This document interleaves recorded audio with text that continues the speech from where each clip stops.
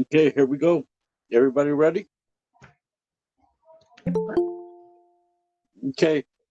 I call to order the regular meeting of the City of Aransas Pass City Council, March 1st, 2021 at 6 p.m. Let's all rise for the invocation and pledge of allegiance.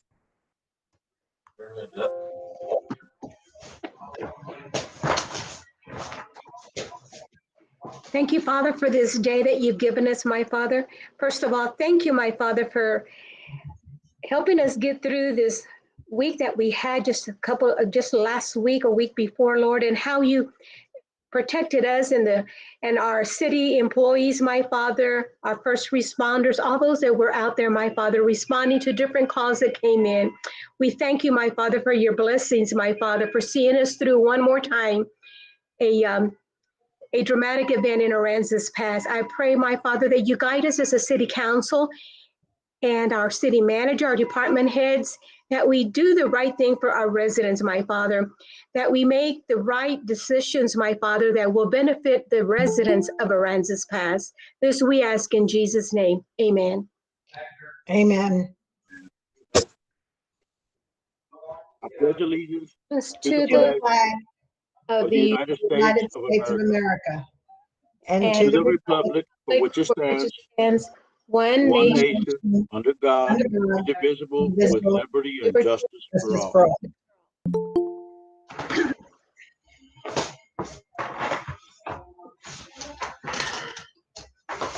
Okay, we're going to go to presentations and proclamations. And it's an update by Russell Soki, AG/CM Project Manager regarding Compound Harbor Road project. Yeah, hi, this is Russell Soiki. I left you off last month. We were finishing up on the roundabout, and the contractors now moved on to Bigelow Street. They've performed the subgrade and are now in the process of putting in the LR base and the geogrid. It'll be up to where the businesses start. That'll be phase 3. Also, the contractor has moved over to the boat launch parking lot, and at this point they were set back because of the weather about a week, but they road and milled it, and it's ready to go as soon as this weather lets up. Probably tomorrow or the next day they'll be starting the overlay of the asphalt on the boat launch, and I predict they're probably done probably about Friday. And contract right now is sitting at 52% of time charged, and they are items installed is at about 56%. So they're on schedule. They're moving pretty good. Russell, I have a question for you. This is Councilwoman Jan Moore. There is a rather large bump around the roundabout to Huff Road where you have the new road and the old road. Is that going to be fixed? Yes, we're aware of that, and the contractor just told me that they were going to try to address that while the asphalt crew is out here putting in the boat launch. If they have the time, they're going to jump over there and try to finish that out also. Well, I understand if they have time, but are they going to complete it, period? Yes, it will be completed. I'm hoping to get it completed while that asphalt crew is here now. They're kind of in big demand, especially with the weather. But that is in our scope of work to do before they leave. Thank you. You're welcome. This is Councilmember Jason Knight. I was just curious on what we're doing about the cutouts on the curbs for as far as Allen Boulevard and Bigelow Street to allow water access. Yes, I believe that the cutouts were to be driveways. We have the drainage in there, but from what Chuck with the harbor master brought to our attention, along with us seeing what's going on, the cars were jumping over the curbs. And yes, of course, when they do that, then they're going to drive over the hike and bike path, and it wasn't designed for that. So it'll fall apart if they continue to do that. So Fernando got with me and said that you guys would like us to look into adding 2 driveways in the middle, one in the middle of Bigelow and one in the middle of Allen Boulevard, to encourage them to use the driveways instead of jumping the curb. So we're in the process right now. I think we having the designers look at it, because I'm concerned to make sure that if we're going to put those driveways in, I want to make sure that they're going to match up to the lots that are already laid out, so that it won't be a conflict later on in when somebody purchases that area. But yes, we have that in mind. It's in the process, and we'll have it done. Okay, thank you so much. You're welcome. I also have a Yes. question. This is Councilmember Vicky Abrego. Yes. I know that you stated that you're going to start on repaving the parking lot. Yes, that's correct. I just want to make sure that it is being, inspected. The last time when we had it done, it wasn't done to standard. I just want to make sure that someone is really keeping an eye on the parking lot and making sure that it is paved correctly this time around. I totally understand that. And that's why you hired me, to make sure that the work that the contractor does is going to be quality work. I will be there every day of the time that they're doing it.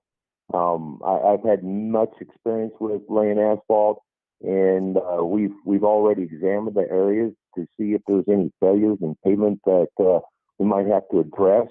The actual parking lot subgrade, the base below, is in pretty good shape.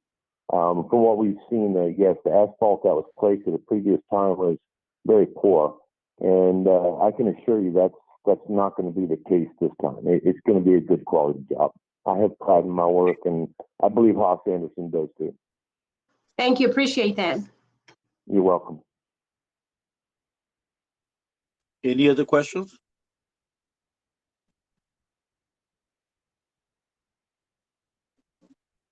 Okay. Well, I guess we go to updates on Harbor Master Building with L&B Engineering. All right. Thank you for your time. Appreciate it. Hi, Mayor, City Council. This is Craig Forsyth, Director of Architecture for L&B.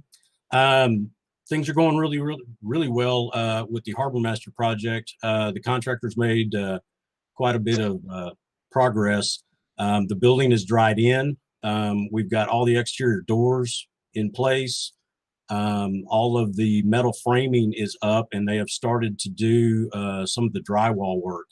We also currently have AC duct in place, and the contractor is currently working on electrical and plumbing. So things are really moving along. We're excited. We are looking at a substantial completion date of the 29th of this month. So they're moving quickly, and contractor's telling us he is on track to meet that deadline.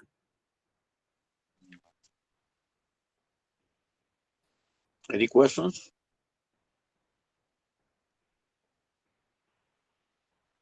Well, appreciate that. You bet. Okay. Continue to keep you updated. Thank you all very much. Well, you have a good night. All right, you too. We're going to go to the consent agenda. All of the following items on the consent agenda are considered to be routine by the City Council and will be enacted with one motion. There will be no separate discussion of this item unless a council member so requests. If the discussion is desired, that item will be removed from the consent agenda and will be considered separately. I make a motion to accept the consent agenda for the regular meeting of January 19th, special meeting of January 25th, and regular meeting of February 1st. I second. Mary, roll call. So all in favor? For passage of the motion, Mayor Pro Tem Moore, Aye. Councilmember Abrego, Aye. Councilmember Knight, Aye.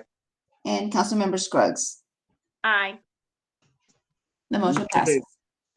Okay, now we're going to go to public hearing, and it's on case number 2012-17 for a public hearing on changing a portion of street name from Oak Lane Country Road 1883 to Allen Samuels Way between North Avenue A and State Highway by 35 bypass, as shown in exhibition A and B, being approximately 403 feet stretch of road in Aransas, Texas.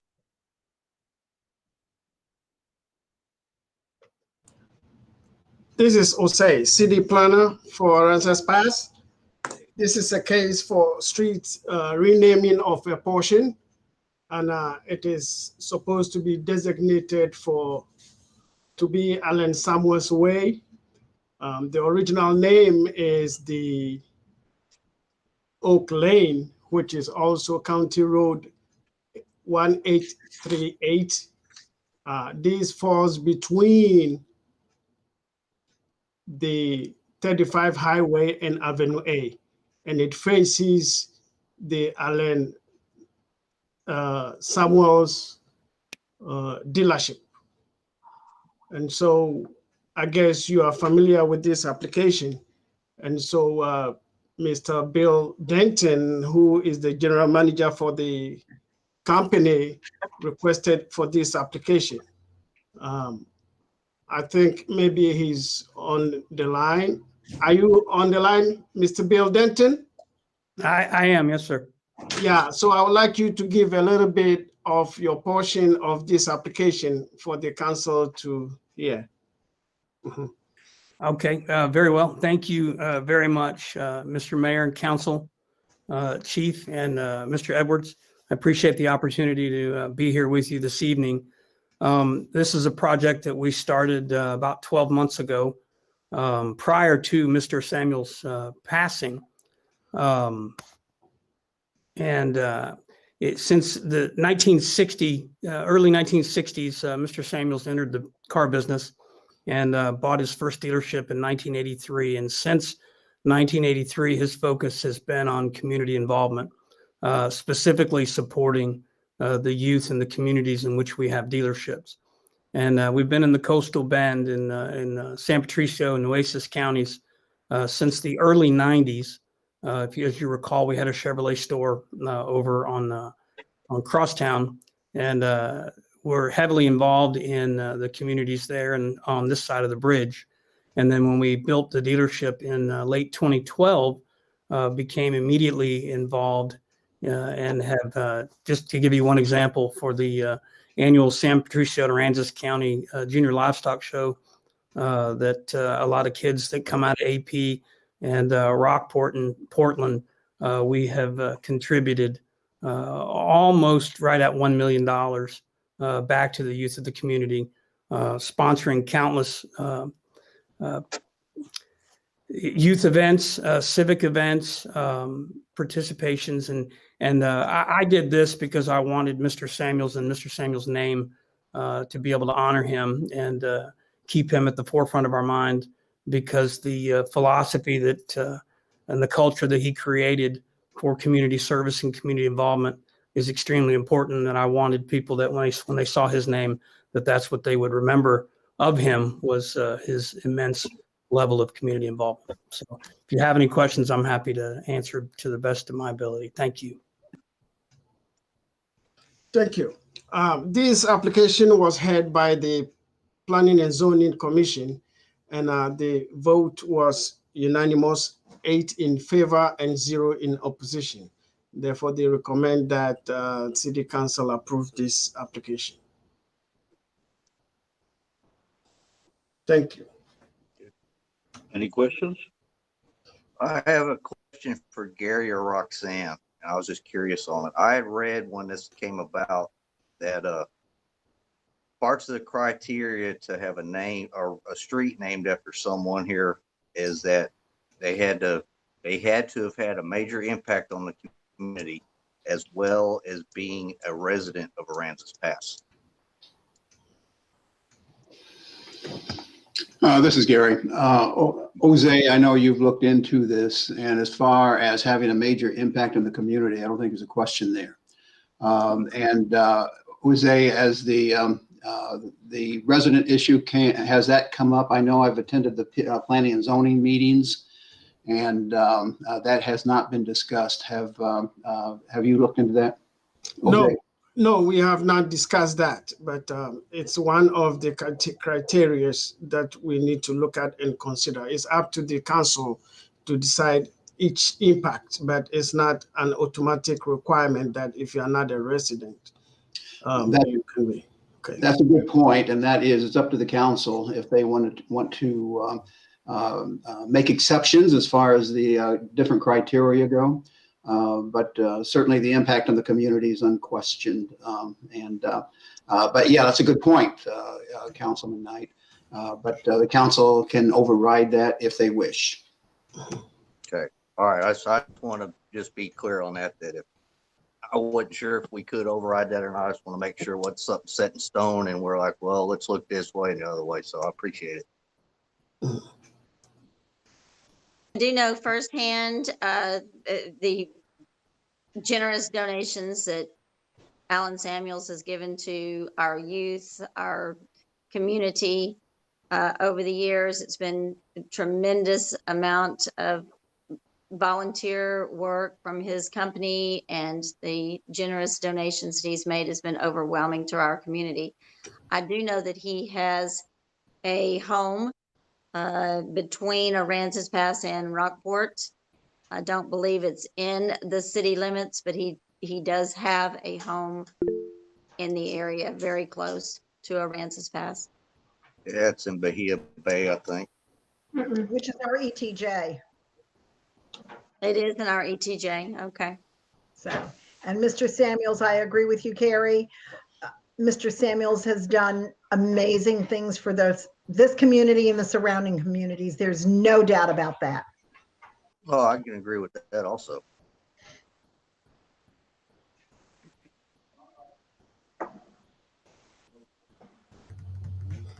Anybody else? Well, I appreciate everything Addie Samuels does for the community here in Aransas Pass, and what's the favor of the council? Mayor, before you close the public hearing, Oh, do you yes. want to call for any comments? Is there any comments from the public? Hey, Mayor, I have a comment if I may. Go ahead. I will say that just to show support as well, that Alan Samuels is a huge partner and always has been of not only law enforcement, but public safety. They originally, when he came into town, basically donated a full truck to the city, and then probably a majority of another as well to the city for the fire chief and the police chief, and will not be outdone on the sale of vehicles to the city as well.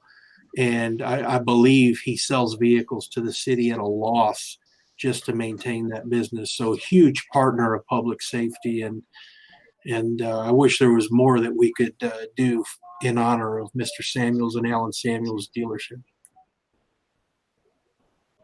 I agree, Eric. Mr. Samuels was just an outstanding individual in himself, and plus in what he did for the city and how Bill has carried on his legacy as far as helping out the cities that they're located in. I just really appreciate all that Mr. Samuels did, and Bill, what you continue to do for the city of Aransas Pass. Really appreciate it. This is Rosemary. If I may add to what Eric is saying, Mr. Samuels has been extremely supportive of our Chamber of Commerce, our community, and the entire region. He, through Bill Denton, has provided the Chamber of Commerce a vehicle for 3 years now. They support 4-H every year. Huge dollars going to those kids for scholarships, and it is because of Bill Denton and Alan Samuels that we have the new community alliance between the school, city, and chamber. Otherwise, that would not have been affordable for us to do. Mayor, and there is one comment that was posted online, and that is from Kristen Fries. Her comment was that he's a great man and always loved working for him. Very inspiring. And another comment just posted from Melinda Williams. Well said. Alan Samuels deserves this and more.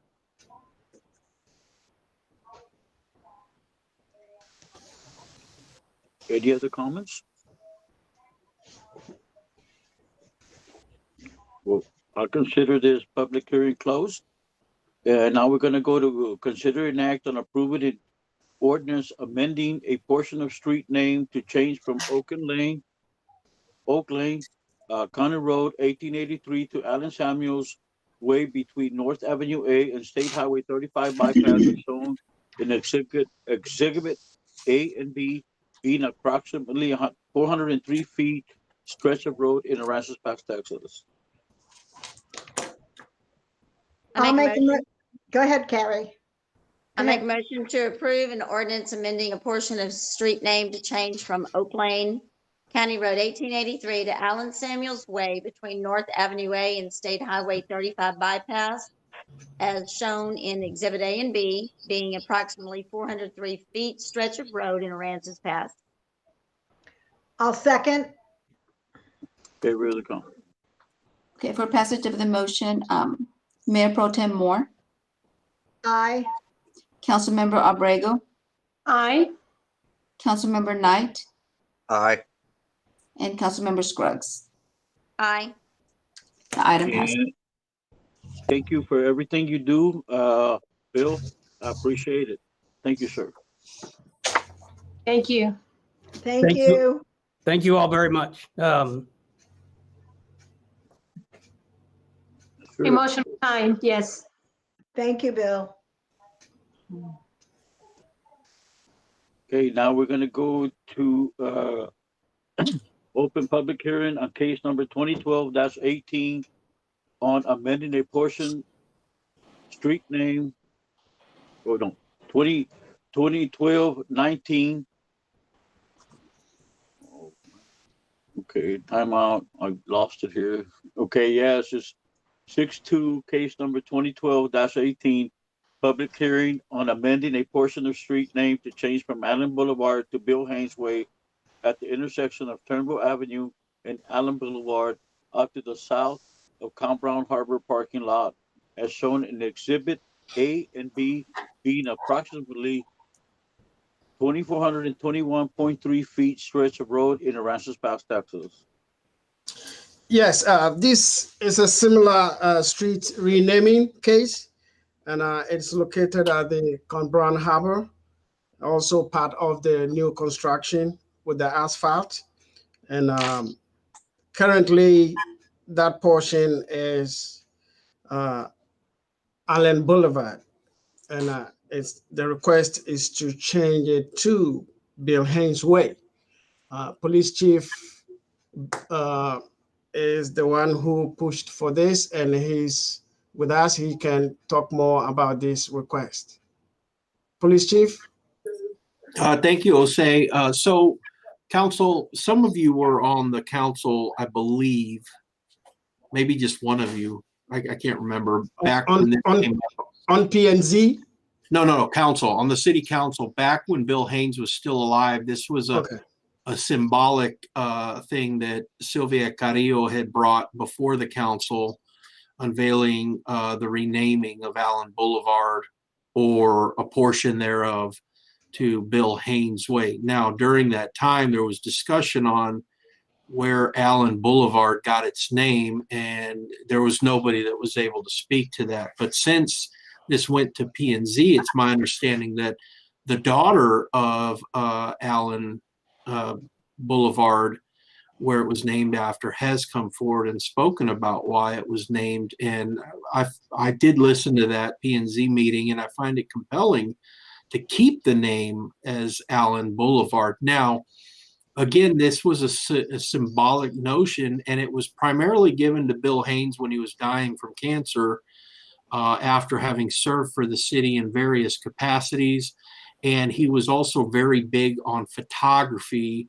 So the suggestion coming out of that P&Z meeting was, well, we don't want to really change Allen Boulevard, but if there's some other street maybe that the city could look to, if they want to continue on this motion, they're receptive to that. And the only other thing that I could think of, if keeping with council's wishes from back then and the city manager, is potentially Lighthouse Trails has a street there that could symbolically be named Bill Haynes Way, that runs all in front of the Lighthouse Trails area that was recently given over to the city. That's all I really have to add. I think you all might know Bill Haynes better than I. He was definitely my ambassador coming into the city and helped me nestle in nicely into my position. And he also was a vital resource to me over the next couple of years while he was still alive. I yield back. I appreciate that, Eric. And yes, I think I was just on the council at the time that Bill Haynes passed away. And I think Vicki and I were the only two on the council at the time. I think that's a great suggestion that you made. The Allen Boulevard, for anyone that's listening now that wasn't at the P&Z meeting, was named after Bill Allen. His daughter that had the comment about the naming of Allen Boulevard is Karen Allen Gale. She was a mayor, past mayor of Aransas Pass. Her father, Bill Allen, was also a past mayor, I believe, and of course, a big part of the city for many, many years back in the day. I like your suggestion about renaming part or the road at Lighthouse Lake Trails. He is dear to me. Bill Haynes was a great man for the city, as so many of our people are. He helped get my late husband's name in the Seaman Memorial. So he's dear to my heart as well.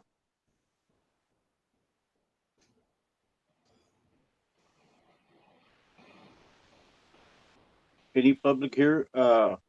Any public comments, Mary? Hi, this is Karen Gale. If I may speak, I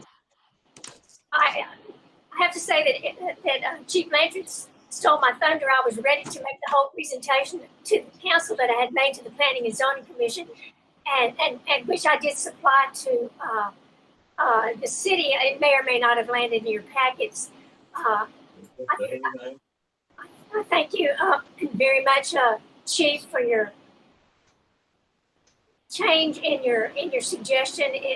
The city had chosen to honor my dad, and I just want to continue that honor, and I feel like that the city could find another way to recognize Mr. Haynes. So I thank you for what I thank you for what I think is fixing to happen.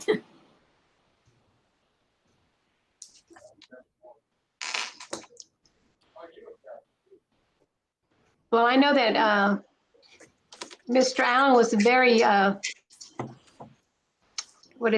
very well-known gentleman in our community. He was always known for having a cigarette in his mouth, a cigar, but very involved in the affairs of the city of Aransas Pass. I did not realize that Allen Boulevard was named after him. I'm glad to know that, and I kind of agree with Carrie and that what he did. There are some that kind of stood out, and I think he was one of those that stood out in our community as the dedication that he had for the city of Aransas Pass. I will add, as far as my dad's specific civic contributions, he served on the city council from 1963 to 1973 under mayors Bill Ellis and Moreland Bexley. Between the years of 1960 and 2000, he served on various boards, including the Board of Adjustments, Housing Authority, Planning and Zoning Committee, and he was the police commissioner. And that's just his specific civic contributions. He was very active in the church. He was a philanthropist as far as sharing money, particularly when the shrimping industry was down. He made sure that his employees, and let's just say he put a lot of food on a lot of tables during lean times. And so he made a terrific contribution to the city of Aransas Pass. He's second generation Aransas Pass person. I'm third. So when people say, where are you from? Or they speak of Aransas Pass, I said, it's my town. It is my town. So I come from a wonderful heritage, and I appreciate it.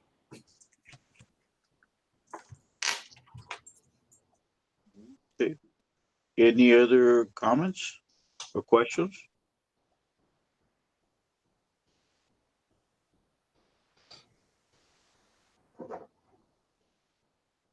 Okay, now we're gonna close the public hearing and we're gonna go to consider an act on ordinance amending a portion of street name to change from Allen Boulevard to Bill Haynes Way at the intersection of Turnbull Avenue and Allen Boulevard up to the south of Con Brown Harbor parking lot as shown in Exhibit A and B, being approximately 2,421.3 feet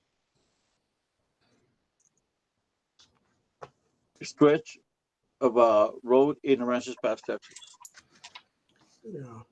The planning commission vote was 1 in favor and 7 opposed.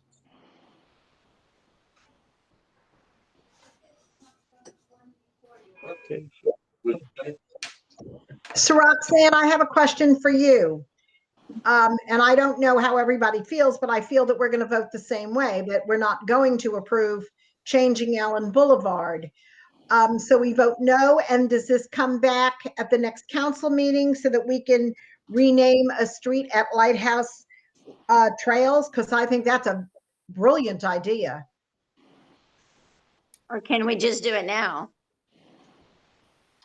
Now, you'd have to go through the entire renaming street process again for a new street. At this point, you do take action, and if the council wishes to deny changing the name, meaning you want to keep Allen Boulevard and not change it, then you take action to vote against the ordinance. Right. Okay. Well, I make a motion that we deny. Can I do that now? Deny the request to change the name on Allen Boulevard to keep the name the same. I'll second. Okay. All in favor? For passage of the motion to deny, Mayor Pro Tem Moore, On a motion to deny, aye. Councilmember Abrego, Motion to deny, aye. Councilmember Knight, Aye. and Councilmember Scruggs. Yes, aye, motion to deny. The motion to deny passes. Thank you, everyone. Thank you, You're Karen, welcome. for the information you brought to P&Z, because I don't know that anybody knew everything that you said. You were brilliant. Thank you. Thank you, Karen. Thank you, y'all. Karen. Thank you. Okay, now we're gonna go to open up public hearing on case number 2012-19 on granting a conditional use permit to Jesus Hinojosa to live in an RV situated on the property until Harvey-related relief housing can be funded and built. Yes, this case came about when code enforcement, Corey, on his normal rounds, found this property in violation of junk vehicles on that property. And during his inspection, it came out that there was also an RV parked over there without permit. And so it was brought before Planning and Zoning Department. And upon review, we realized that we have to process him to the Planning and Zoning Commission and also City Council for approval for him to even determine whether he will have the right or conditional use permit to live on that property with his RV. And so that is what is before you today.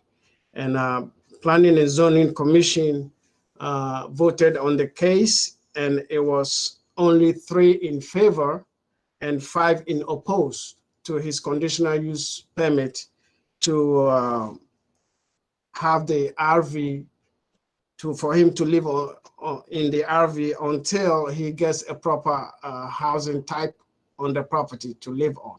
So they are recommending not to allow him to live in the RV on a conditional use basis until he gets a place. The impact of that is he will have to vacate this RV on his property and clean the property of the junk vehicles and then look for a place to live, or at least figure out how he can get a place, a building built on the property to live in instead of living in the RV. Thank you. I have a question. Are the taxes paid up on the property? Yes, the taxes are very current. I have a question. How long has he been living there? He's lived there for, I think it's more than, is it 10 years, Laura?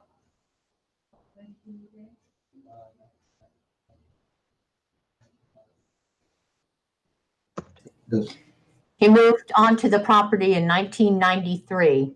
1993, that's, yeah. That's more than 10 years. Yeah, more than 10, yeah. That's about 28 years. Yeah. Say one of the other things that is on this background and findings, this is a FEMA trailer?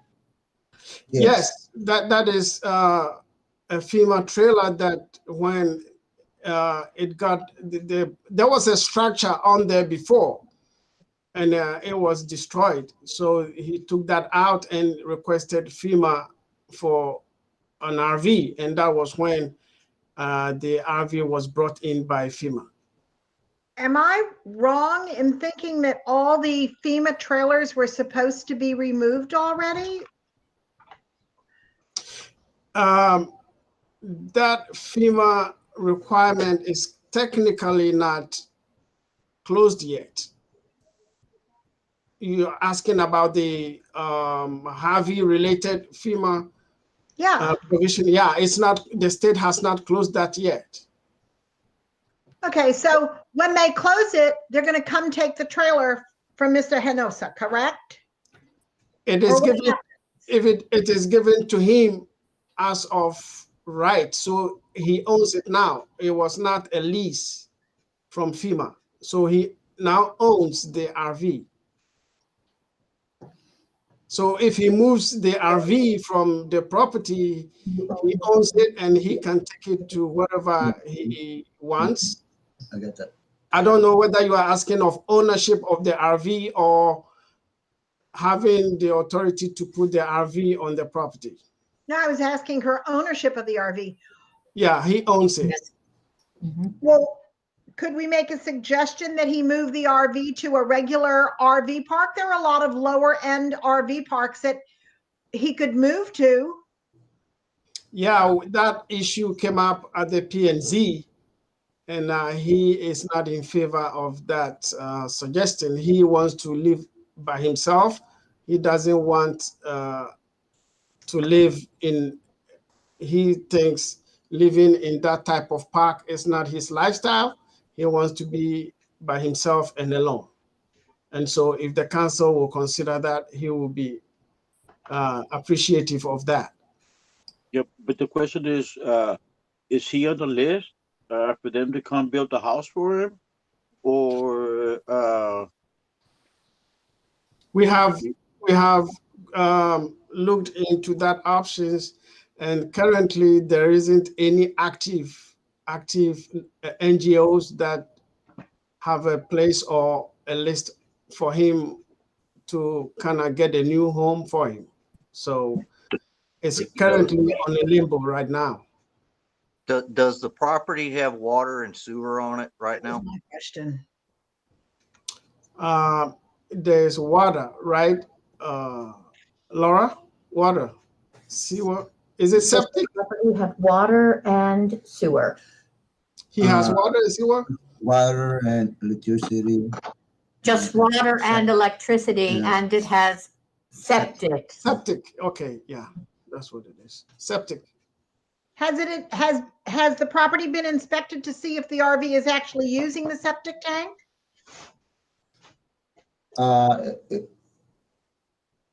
I having problem every once in a while. I think the thing is an old septic tank, and it works sometimes, and sometimes it don't work.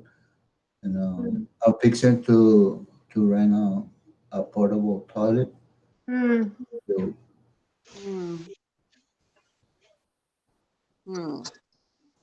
Did you all get that? Can you repeat that? I think we got it. I You got it. I got it.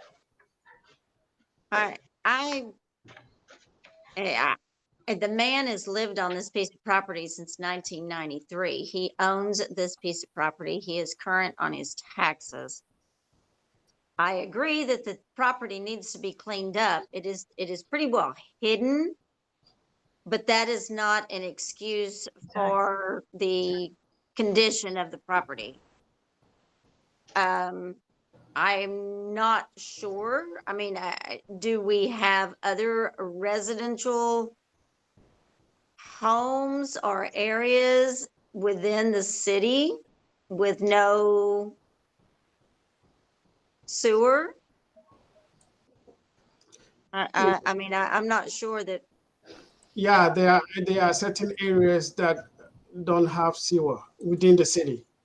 Yes. But okay, following up with on Carrie's question, he said it's if I understand, Mr. Onojosa said it works sometimes and it doesn't, and he's looking at renting a porta potty to sit out on his property. Yeah, if it gets worse, yes, but it's working. But every once in a while, it stops slow. That's to me. That's a problem to me because of some of the things that it can expose. My suggestion is to get the septic fixed or replaced. Yeah, that would be my suggestion. Get the septic fixed, replaced, and the property cleaned up. Yes, that's what I'm working on. Before we would ever consider a conditional use permit, would be my suggestion. Well, we have to have a timeline, like 30 days. Absolutely.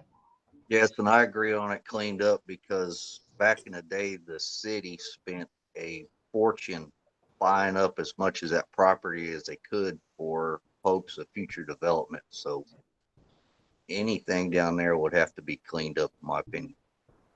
Absolutely.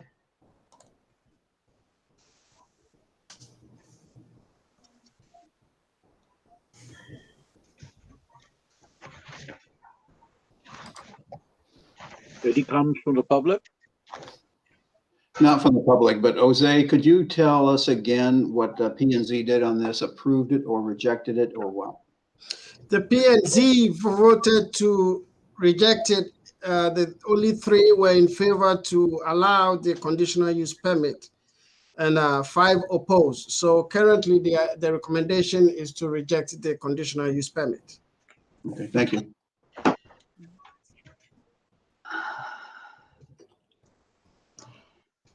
I completely understand why, our goal and our mission at this point since Harvey is to clean up the city. We want nothing more than to have a clean, respected city, and these type of properties continue to keep us, 30 years ago. I do, but in so saying that, the man owns the property, it's his property. I think code enforcement with some strong fines needs to help him get it cleaned up. Roxanne, what is our options on this? If we, what can we do? Mr. Hinojosa has been there for the length of time that he has. What can we do as far as a council, or what do you recommend as far as timelines, or what's your input on this, Roxanne? Just to be clear, while he's owned the property for a very long time, he had a normal residential structure on it that got blown away. Is that correct, Jose? Correct. All right, so he's only been in the RV since Hurricane Harvey? Not necessarily. Laura, I guess he had the RV before Hurricane Harvey, right? Yes, when he bought the property in 1996, yes, there was an old house that was on the property, and him and his brother demolished the house. They got a permit and they demolished the house because it was dilapidated. And when they demolished the house, they bought an RV, and that is when he moved on and moved into an RV. And that was in 1998, was it? 2000, yeah. Before Harvey. It was a few years before Harvey. But So the property he was an RV at that time. And then when Harvey came along and destroyed the RV, they replaced it with a new RV. And he owns that RV that was replacing the old one that got destroyed by Harvey. So he's been living on his property in an RV illegally for a very long time. He's just now got caught. Correct. I understand that the council's sentiments. You have a duty to public health and safety. And if we do have a sewer problem that is impacting the community, it is important that we take a look at that. I understand that Fernando Quintanilla has mentioned some comments. Fernando, if you want to talk about that, and then to answer your question, Councilmember Abrego, you could put a conditional use permit for a very short length of time to see whether or not this particular owner is going to be in compliance with city ordinances. But you know, when someone kills somebody 30 years ago and they've been living free for a while, you don't give them pardon just because they've been living free for 30 years. And it appears that this gentleman has been illegally living in an RV for a very long time. And he might need assistance, but that doesn't make his acts legal. Fernando, how close is the sewer, nearest sewer line? According to our city maps, it shows there's sewer all the way through that alley. So he should have access just to tap in. And I'll have guys verify that tomorrow. Hi, Mary. Yes. Any other questions, comments? You may consider issuing a conditional use permit for a short period of time, like 3 months or 6 months, with the condition that he return and that his property meet all code compliance. On everybody's? Yeah, on everybody's. Oh. Roxanne, would it not be more logical to give him, say, 30 days to clean up the property to begin with and get the septic working before we consider a conditional use permit? Or look at what the cost would be to run a sewer line. If there is a sewer in the alley, that would solve the problem. Like you said, sometimes the septic tank works and sometimes it doesn't.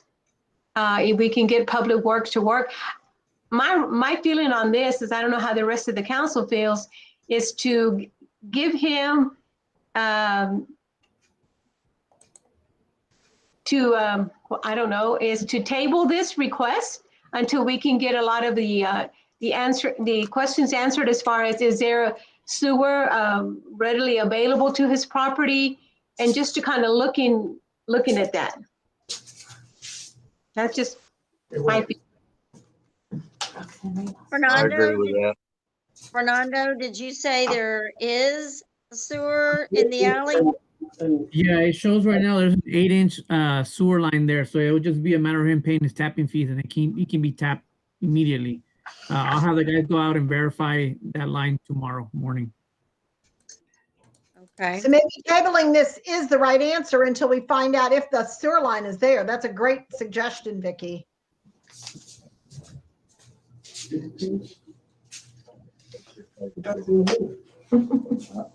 don't think that there. On the other street on Railroad, I know that guy in Mesa. After the hurricane, he told me that he was having the same problem, the water goes in. And I don't know what happened. He's got a septic tank. I think there's no sewer going to.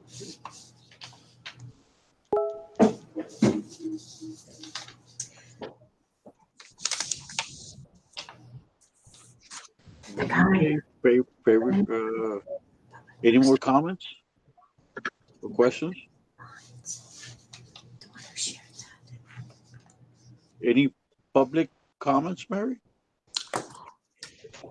There is one comment posted by David Elrod, and he says, have the finances do it. I would skip the fines.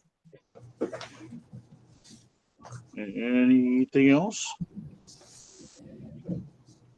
Okay, well, I declare this public hearing closed. And now we're gonna go to consider an act on an ordinance approving a conditional use permit to Jesus Hinojosa to live in an RV situated on the property until harbor-related relief housing can be funded and built.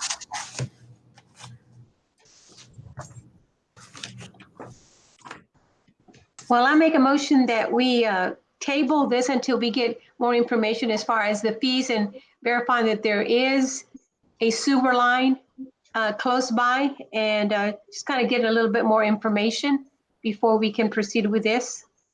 That's my.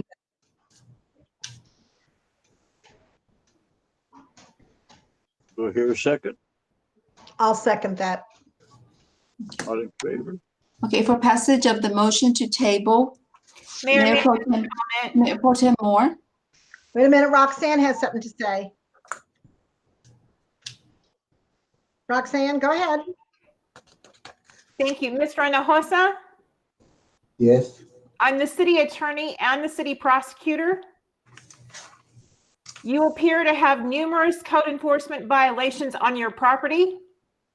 I would highly recommend that you gain compliance in cleaning up your property if you expect this conditional use permit to be issued. If you do not begin to clear up your property, you might have to see me in municipal court, sir. I have already started cleaning up the property, ma'am. I've been working there almost every day. And if you go like tomorrow or the next day, whenever you want to, you can see that where I've been cleaning on one side. And then I'm gonna go to the other side and pick up things that they're just there. The wind blew it all out. And that's what I've been doing. And I'm already call people that will go and get that pickup truck that I wanna junk it. And but right now they're taking a lot of time, but I'm gonna keep on trying calling people that they can have it for free if they go and pick it up. But you allowed it to accumulate, sir? Yeah. You allowed it to come on the property and accumulate, and I understand that you may be making actions to correct the problem, but it has to remain corrected.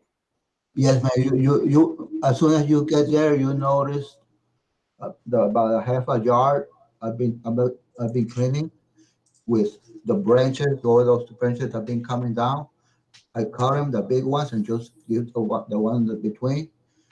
And then I'm gonna go to the other side and clean the grass, because the grass, as soon as it rains, it starts growing up.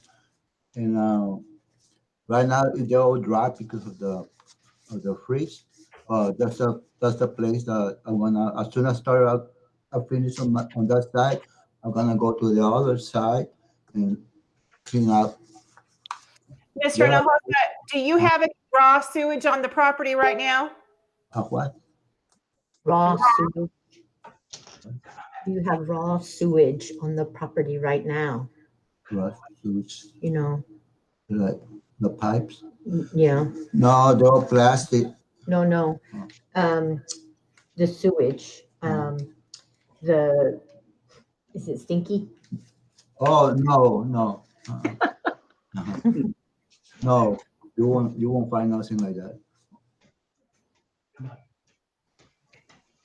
I think it's great that you're cleaning up the property and the shrubs and all of that, but the abandoned vehicles on your property is an issue.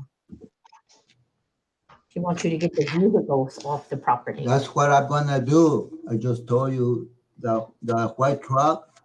Well, you talked about a white truck. The other two, they're repairable. They can be repaired. There's a blue one and a car. And I got a red truck that my sister gave it to me because she knew I was having problems. That's the one I brought over. And but I'm gonna start out with a white truck just to jump it. The other two they can fix. Yeah, sure. But I had time to work on it or have money, but pretty soon I will. Mr. Hinojosa. Yes, sir. Right now, we have a motion and we have a second. Now we'll take a vote and we'll take it from there and have further discussion here after that, okay? Okay. The motion was to table for passage of that motion. Mayor Pro Tem Moore, Aye. Councilmember Abrego, Aye. Councilmember Knight, Aye. and Councilmember Scruggs. Aye. The motion to table passes. Okay, now we're gonna go to the city manager.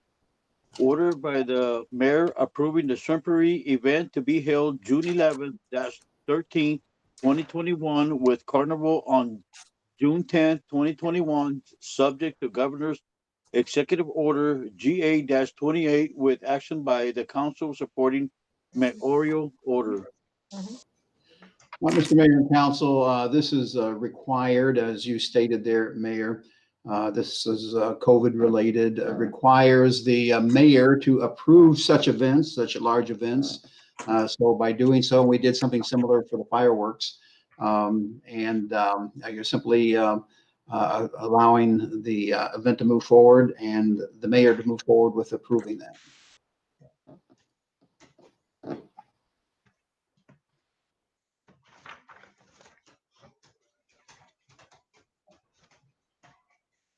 Any questions?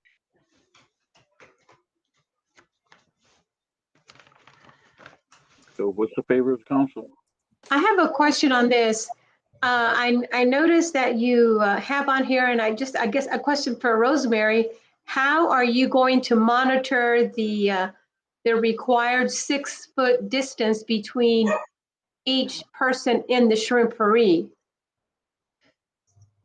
So I put a committee together. The board of directors met on Thursday in great detail about the event. We put a health and safety committee together to follow procedures. We are going to put these things in place. We do have signage that's going to go up, and we are going to use that information heavily on everything that we do, whether it's the website, the social media, any kind of advertisement or TV spots, radio spots that we get. We also will have a QR code for people to understand the protocols that we have in place. However, we will not be able to police it as far as, having somebody escorted out. All we can do is really just kind of put those things in place, spread the event out as much as we can, not put as much in there so there's not as much congestion, and just add in all of the signage as much as possible that we can. We understand that, masks are something that are mandatory right now. However, there are people that are eating and walking, they're eating and drinking. So as long as you're eating and drinking, you don't necessarily have to wear a mask, but we will ask them to try to stay seated if they can when they're doing those things, or stay in their groups. It will be a challenge, but again, there are several events that are already happening. ACL, the Austin City Limits Festival, is happening. Rock the Dock is happening. There's a huge event in in Rockport that's happening. We all really just need to get back to business and do the best we can to keep people safe. Yes, and to that 6-foot distance is a suggestion. It's not an order, and it's up to every individual to be able to obtain to that to the 6-foot distance, and I think it'll be all right to have it. Another question. We don't know what's going to happen between now and June. They may lift the masks. They may, we don't know what's going to happen. Florida kind of opened up, and they've really had a good response. So hopefully we will too, if the governor lifts a lot of that. The other thing that we're going to do is we're going to have a courtesy booth that provides masks and hand sanitation, including all over the people, but they will be able to, if they drop their mask or lose their mask or need additional hand sanitizer, we will have a booth in a very well located area that tells them where they can get those things from.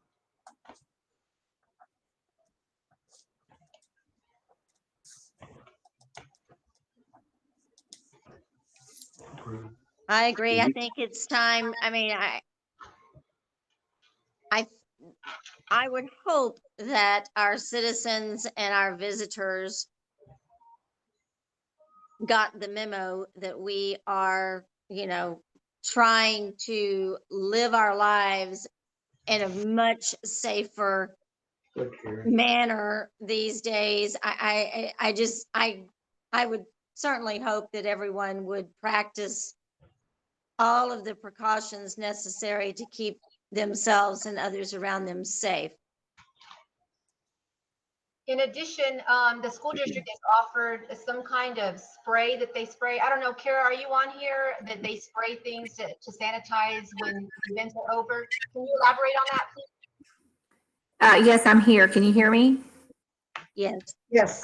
Yes, we have about 16 sprayers that we had purchased that we use on all of our campuses. And there's a certain chemical that has been shown that when you spray it, it adheres to the surfaces and kills the germs, and it's been proven to kill the COVID. So we've been using that on our campuses, and it's very safe. And we are going to allow those to be used also so that we can go through in certain areas that are tables, certain chairs, certain things where people will be moving from place to place. We could use that to sanitize those areas in a very quickly and effective manner. So I think from our committee meeting, what we talked about is finding ways to create the safest environment possible and putting out that information for that personal responsibility for each attendee to understand the importance of their social distancing, of wearing their mask. I think with all of these things in place, just as we have done in the school district, it proves to be very effective. I really think the timing is right now, and I think this would work. Very good. Okay. Any other questions, comments? Any comments from the public, Mary? No, sir, there's none. Okay, so what's the favor of the council? I'll make a motion that we approve the Shrimpery event to be held June 11th through 13th, 2021, with a carnival on June 10th, 2021, subject to the governor's executive order, GA-28, with action by the council supporting the mayoral order. Second. All in favor? For passage of the motion, Mayor Pro Tem Moore, Aye. Councilmember Abrego, Aye. Councilmember Knight, Aye. and Councilmember Scruggs. Aye. The motion passes. Okay, now we're going to go to consider and act on request from Aransas Pass Chamber of Commerce to use the community park, public safety assistance and protection, and to temporarily close Arch Street, Danforth Street, and Highland Street, where it relates to flow of traffic to Shrimpery during the annual Shrimpery event scheduled for June 11th to 13th, 2021, with the carnival beginning on June 10th, 2021. Mayor and council, this is generally the request you get each year. It's pretty much a housekeeping issue, a formality that's being brought to you again this year for these specific issues as it relates to Shrimpery.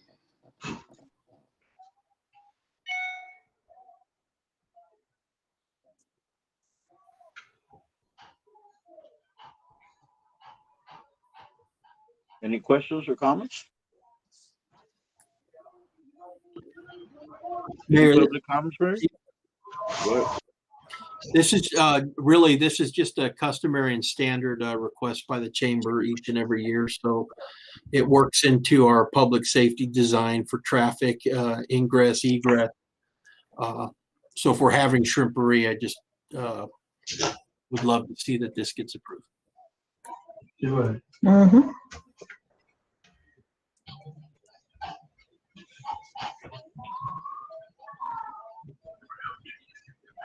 Mhm. Well, if we're done, are we done with the discussion? I'll make the motion. Go ahead. Okay, I'll make a motion to approve the request from the Aransas Chamber of Commerce to use Community Park, Public Safety Assistance and Protection, and temporarily close Arch Street, Danforth, and Highland Street, where it relates to the flow of traffic to the Shrimpery during the annual Shrimpery event scheduled for June 11th through the 13th, with the carnival beginning on June 10th. I'll second. All in favor? Aye.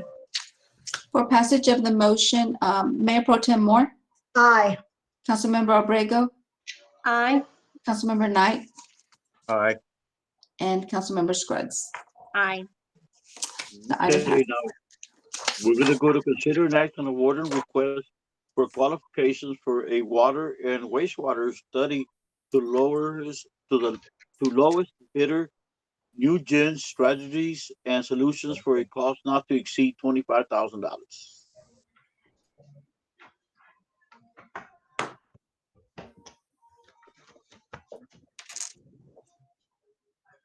Any When's the questions? last time we've had this type of study done?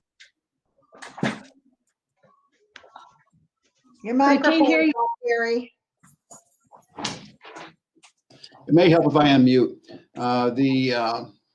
Before we start on that, trying to find out if Chris is on the line. Chris Eckert, are you on the line? Yes, sir. I'm here. Okay, very good. Let me go ahead and give you some background, and then you can, if it's okay with you, Mayor and Council, open it up for discussion. Chris Eckert with New Gen Strategies is on the line with us. Every approximately 5 years, a city should go through a rate study to see if they're charging too much, charging too little, or what. And they take into a lot of different into consideration a lot of different issues. A lot of engineering is involved with that. What kind of lines do we have out there? How many customers do we have? And Chris can go into some detail in just a minute. But this should be done periodically. I've done 2 or 3 of them, I've forgotten. But it is should be done approximately every 5 years. Chris can confirm that or let me know what his thinking is. New Gen Strategies is one of the better companies that does this. They also happen to be the low bid on this. And Chris, a quick question. Do you also do Simpat Water? Do you do their rate studies when they have rate studies? Did I?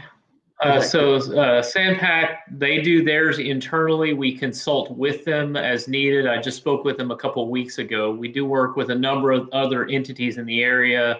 Nueces County Water Control 3 and 4, Portland, Rockport. We also work for all the wholesale customers of the city of Corpus as well. Thank you very much. So, Chris, I'm going to ask you to talk about what you would be doing. Now, you received a request for qualifications, and in that RFQ, there was a list of things that we were asking, and you responded actually very thoroughly in your response. But you want to talk about some of the things you'll be doing, assuming council approves this tonight or at some point. Some of the things you'll be doing if selected to do the rate study. Absolutely. And again, thank you, Mayor and Council, for the opportunity to speak with you this evening. When you go through a water and sewer rate study, you are effectively trying to answer 3 questions. You have to first remember that a water and sewer utility is a business type activity of government. So you have to take your council hat off and put your board of directors hat on. You are running a business. For a business to be successful, revenues must match or exceed expenses. And so in a rate study, the 3 questions you're trying to answer is, number 1, what revenues do we need? In order to do that, you need to look at your budget, look at your historical expenses, and look at changes that are coming. We understand one of the large changes that is potentially coming in the future is a change to the city service area. So we would be looking at changes in the future as well as what's happened in the past. We would also be looking at what you need to be doing that you may not be doing right now. So by looking at that, we answer the question, what revenue do we need? We then come in, we allocate that revenue amongst your customers, trying to answer the question, who should pay and in what amounts? That should be reflective of how your customers use the system. Once that's complete, we then go through and work with you to determine what are your pricing goals and objectives. How do you want to price service? What is it you want your customers to do? Do you want them to be mindful and conserve water? Do you want to ensure the stability of your revenue stream for paying debt or other future obligations? So kind of in a nutshell, those are the three things that we're looking at as part of a study. Again, as Mr. Edwards said, there are a lot of numbers that go into what we do, but we try and keep it as understandable both for council and the citizenry as possible when we come back to you to present the results. Okay. Thank you very much, Chris. As I indicated, it's important to do this periodically. Also, Chris mentioned something there which I think should be taken into consideration, and there may be some personal preference as far as this next point, and that is, I've seen situations where a rate study has been done, and it's been done internally. And when that happens, I've seen where there's been criticism for internal bias.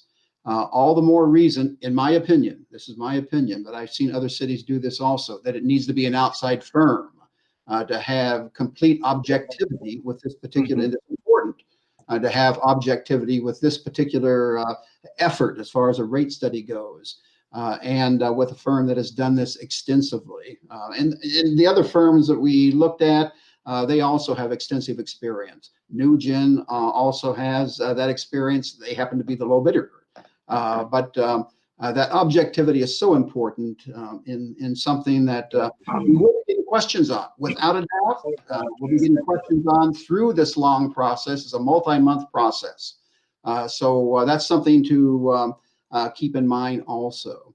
So Mayor and Council, I'm sure you have questions also. This is not a small matter. This is an important matter for any city that does a rate study. So I'm sure you have questions for Chris. And Chris, I'm glad you're here tonight. But any questions for Chris? Approximately how long does this rate study take before we can get some answers to look at? From the time we receive notice to proceed and receive the data, generally it's about a 60 to 90-day process. Is really what we're looking at. Sometimes that does extend into 120 days. It really depends on the level of detail. It also depends on what you as a council are facing, what the city is facing.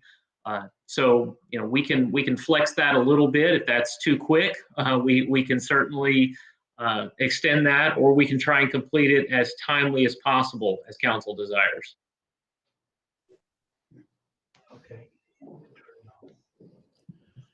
I've got a question for some of you people who have been around a while. I don't know when the last rate study was done. As far as an official rate study that looked at it professionally long-term, does anyone know when such a rate study was done? Does anybody have that knowledge? I don't. Any comments? Not in my 6 years. Okay. Gary, I found a disc that's dated in 2006 was the last one that I could find. Okay. Was that done by a company, or who did that? Or I don't know. It's on a disc, and it says it's rate study. I've never opened it. Okay. Okay. Any other questions for? And actually, Chris may want to see that as he moves forward. Absolutely. Chris, I have a question. Yes, ma'am. Obviously, you work with the surrounding counties also. Do you take into account, that we buy our water through the San Patricio County Water District and what their rates may be going up, or does it not even have anything to do with it? No, it absolutely has something to do with it, because as SanPat goes up on their rates, you will need to go up on your rates. Failure to do so just reduces the resources you have to manage your internal system. So that is an absolutely key component into your study.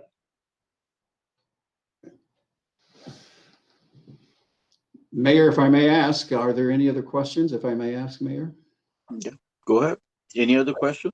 Any comments or whatever?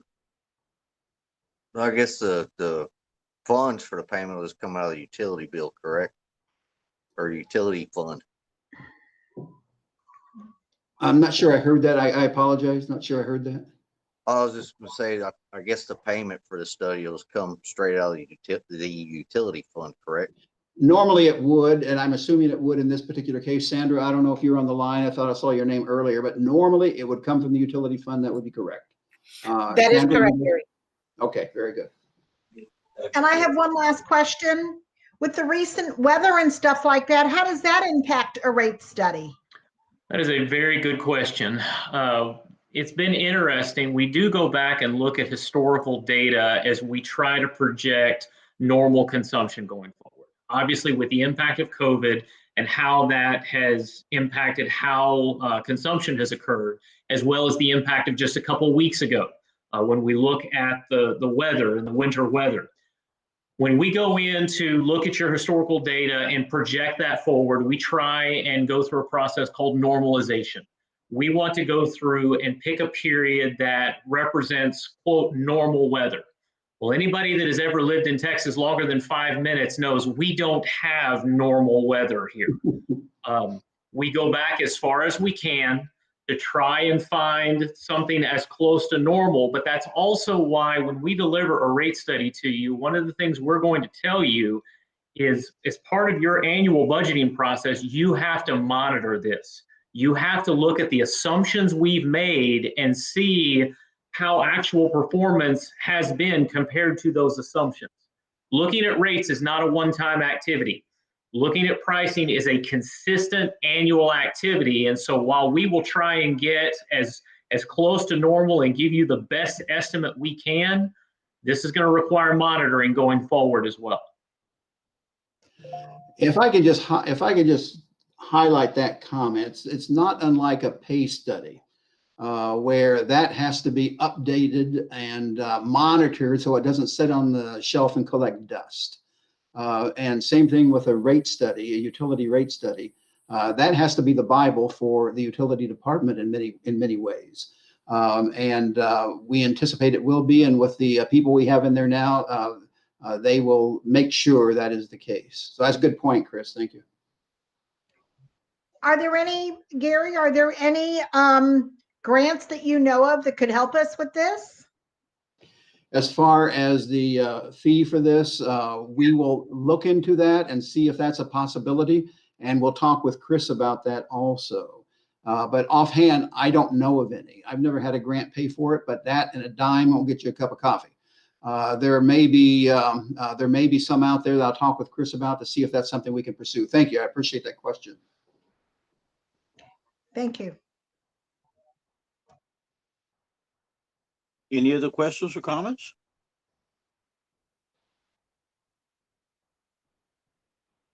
Sure. What's the favor of the council? I'll make a motion that we award the request for qualifications for a water and wastewater study to the lowest bidder, New Gen Strategies and Solutions, for a cost not to exceed $25,000. I second. All in favor? Mary? You're on mute, Mary. Mary? Sorry. For passage of the motion, Mayor Pro Tem Moore. Aye. Councilmember Abrego. Aye. Councilmember Knight. No. Councilmember Scruggs. Aye. The motion passes. Thank you, council. Look forward to working with you. Thank you, Chris. Appreciate it. Okay. We're going to go to consider, discuss, and take action to approve an ordinance of the city of Aransas Pass, Texas, extending a local state of disaster declaration due to a public health and Safety Emergency known as severe winter weather. Mayor and council, this is something we've done on, unfortunately, different times, on different issues.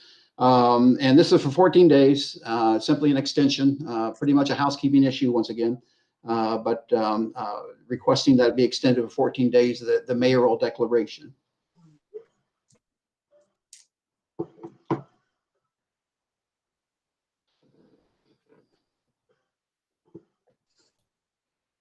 If I can speak, Mayor, I just wanted to mention something. Sure. And actually, if Rosemary is still on, this might be helpful, or Sandra might know. There is an organization called Community Action Corporation of South Texas, and they are an organization that's been designated by the Texas Department of Housing and Community Affairs to assist people with utility bills. There are various different funding mechanisms that are coming through, both the federal and the state, to help people with utility bills. I just don't know if we are familiar with this particular corporation. It's my understanding that they're working directly with cities for the reimbursement. So a resource we probably need to check into.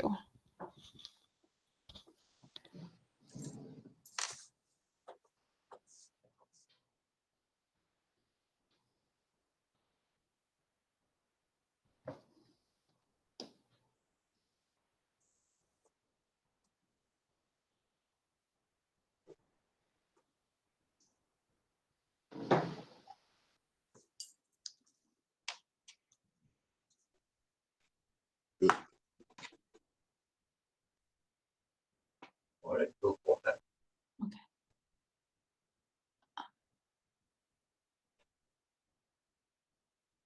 Any other questions or comments? I don't think Rosemary's on the line.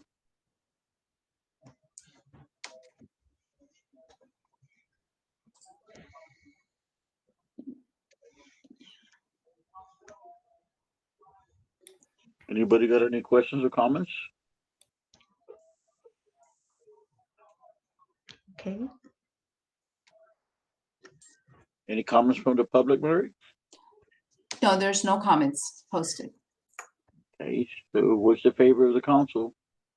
I'll make a motion to approve an ordinance of the city of Aransas Pass, Texas, extending a local state of disaster declaration due to a public health and safety emergency known as severe winter weather.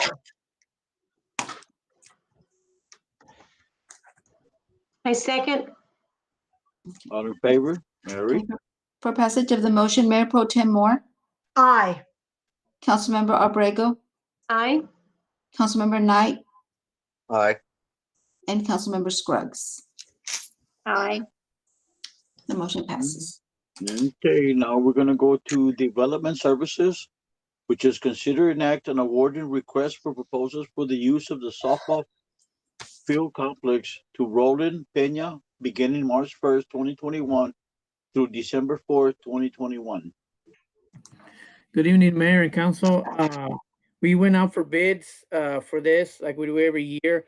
We only received one bidder, which was Mr. Roland Peña. His bid did go up from previous years at a rate of $505 a month. He will be responsible for doing maintenance on the fields and maintaining them. We would just manage the restrooms.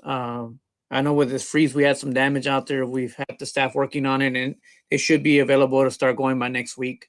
So staff recommends approval. I make a motion that we award the, am I on? Can y'all hear me? Because I couldn't get it on. I couldn't get the volume up while ago. Okay, I make a motion to award the request for proposals for the use of the softball field complex to Roland Peña, March 1st to December 4th. I second.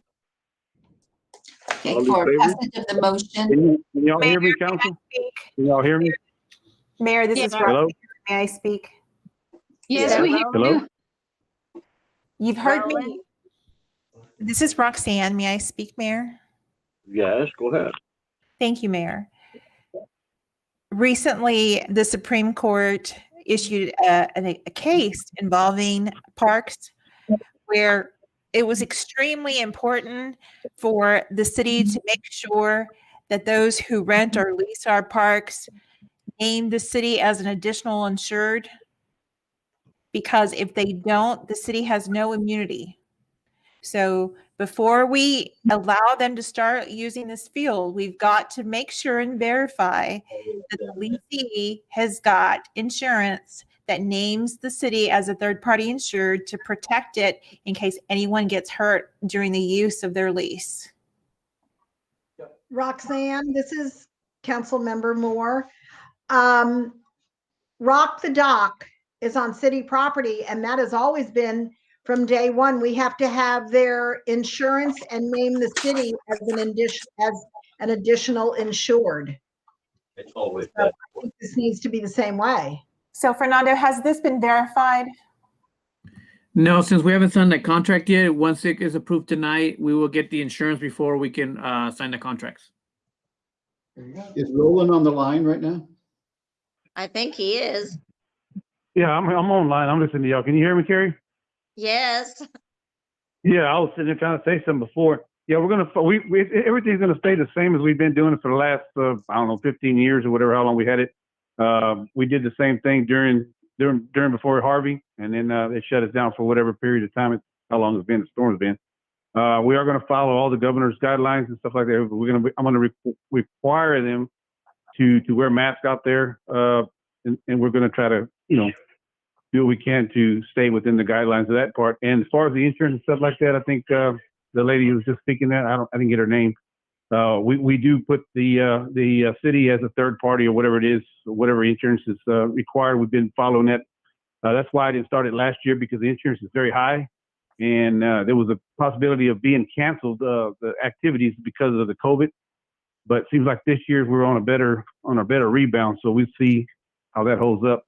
And I did get a guarantee from the insurance they would refund my money back if we were supposedly shut down because of governor requested us to do it, as because of the COVID.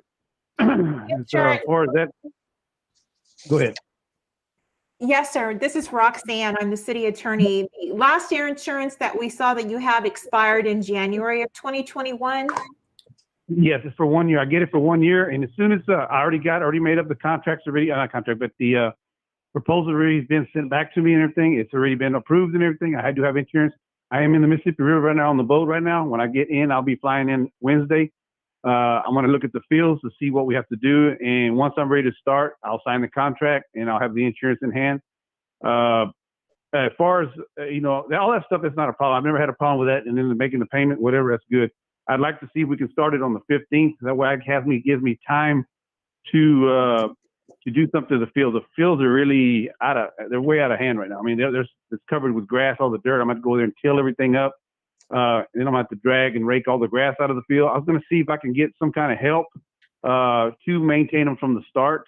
That way it doesn't cost me, way out there. What I'm requesting on this is I'd like to go in there and till it up, clean it up real nice, and maybe get for y'all to come in there and put maybe an inch of dirt on top to make it look nice, and I can till it in there, make it, add dirt to it, because I'm pretty sure some of it's already washed away. I think Fernando put some in last year or something like that, but it's already grown over again. I'd like to touch base with Fernando also too. When I'm ready, he can come out and look at it, and he can make some recommendations if we need any more dirt or otherwise. This is Roxanne, the city attorney. Council members, I highly recommend, due to the recent case law, that upon approval, you make a condition that there be proof prior to use of the insurance naming the city as a third-party insured. Yeah, it has been done like that. It has been done every year, and it will be done again. It's for liability for the city of Aransas. If you look at prior contracts, nothing's changed. It's always been the same. Okay, thank you, Roland. Thank you, Roxanne. Any other questions? Thank you.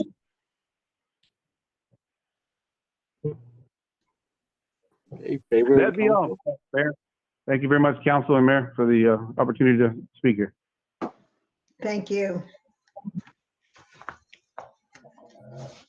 Well, I already made the motion. I second. Okay, for passage of the motion, Mayor Pro Tem Moore. Aye. Councilmember Abrego, Aye.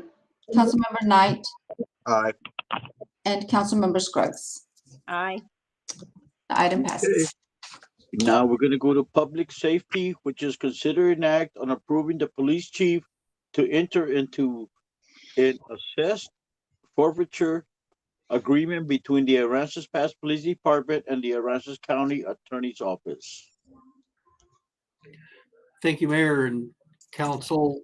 This is pretty well a customary item that some of the district attorneys have us enter into. I don't know if we've ever entered into an agreement with Aransas County, but we apparently do have some asset forfeitures that are pending litigation right now in Aransas County. And with the new county attorney, county district attorney in Aransas County, she wants to have this order in place so that it's well understood beforehand how any seizures, awarded seizures, will be divvied up amongst the participating agencies. Again, this is something we have in place with Nueces County, I believe San Patricio County, and also at the federal level with the U.S. District Attorney's Office.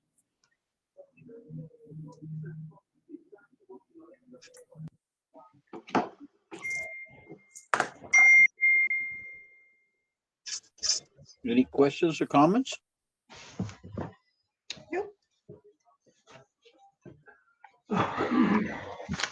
Okay, in favor of the council? I'll make a motion that we approve the police chief to enter into an asset forfeiture agreement between the Aransas County Department and the Aransas County Attorney's Office. I second. All in favor? Okay. For passage of the motion, Mayor Pro Tem Moore, Aye. Councilmember Abrego, Aye. Councilmember Knight, Aye. and Councilmember Scruggs. Aye.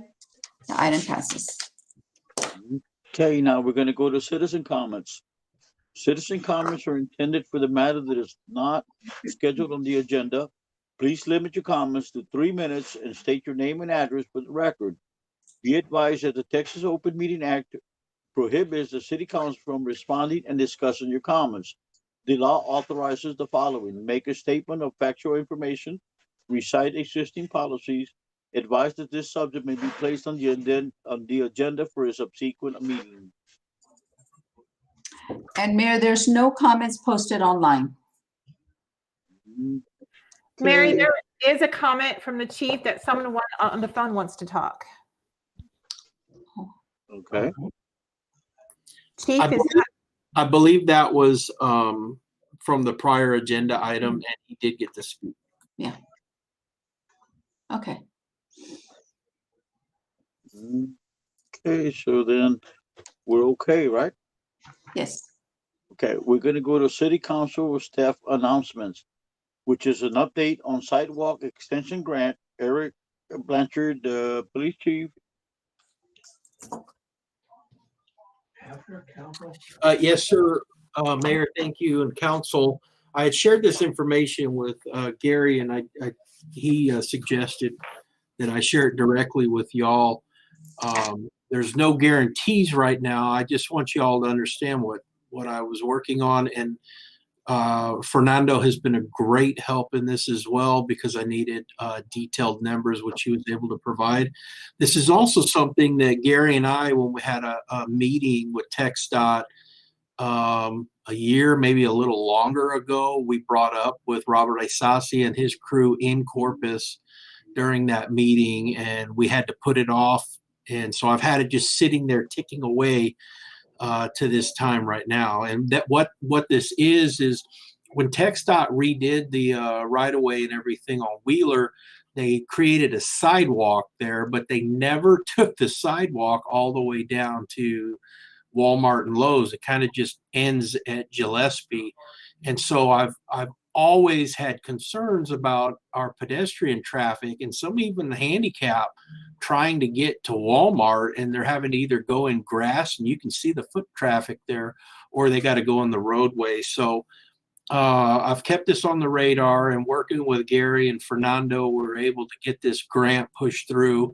I just received notice today that they picked up our preliminary assessment application, and we're being considered. Now, I also want to tell you that Jason Alvarez and Robert Isasi with TxDOT have been very helpful with me trying to get this grant through. I'm also being told through Rosemary at the chamber that and Kara at the school that they're in full support and are going to do whatever they can to help us. And we're going to need that help later on, because I have to get letters of people's support and stuff like that from important folks just like y'all elected onto the council. So hopefully, keeping our fingers crossed, we get this grant and we can continue that sidewalk, which is very much needed for our folks here in AP. That's great news. Yay.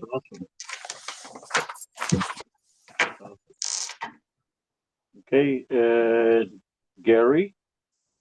Yes, we are tentatively looking at, and actually have a question for the mayor and council, at a workshop meeting for March 8th. And the only items on the agenda at this point are the panhandling issue and a report. Jose would give that report on the TCWP, an update on what has been happening.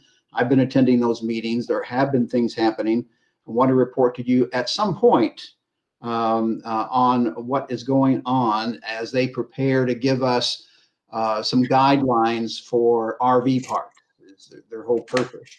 But my basic question is, those are the issues for the March 8th proposed workshop.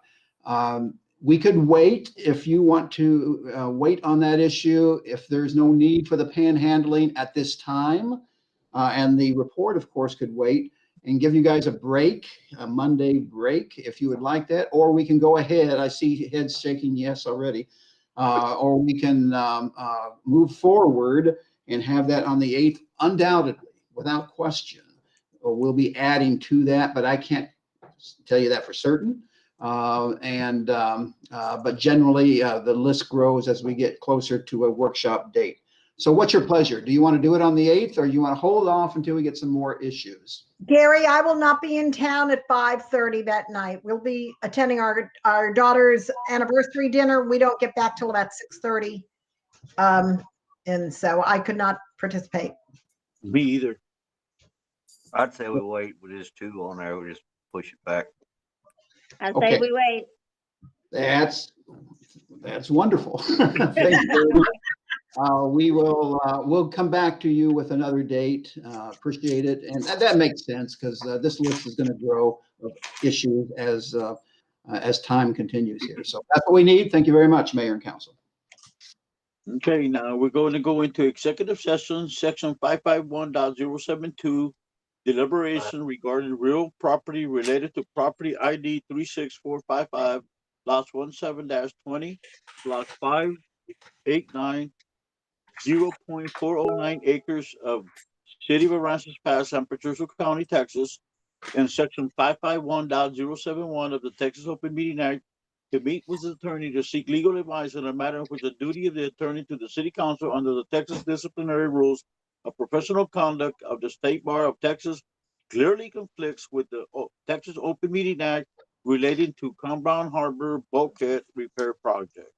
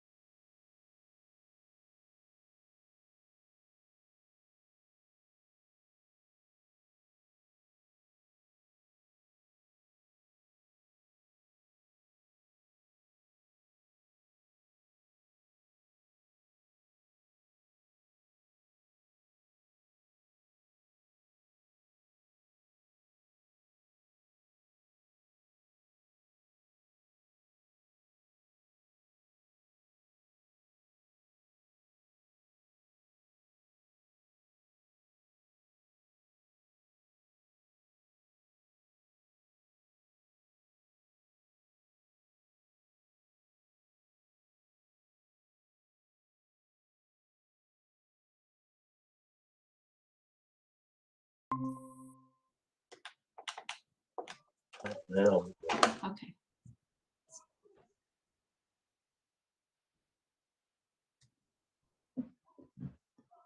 Okay. Okay, we're gonna reconvene in open session to consider and take action, if any, on any item discussed in executive session. And it is 8:31 PM. No action on any item. I will make a motion to adjourn. I'll second. All in favor, Mary? Aye. Aye. Aye. Aye. All right. Good night, guys. Good Good night, night. John.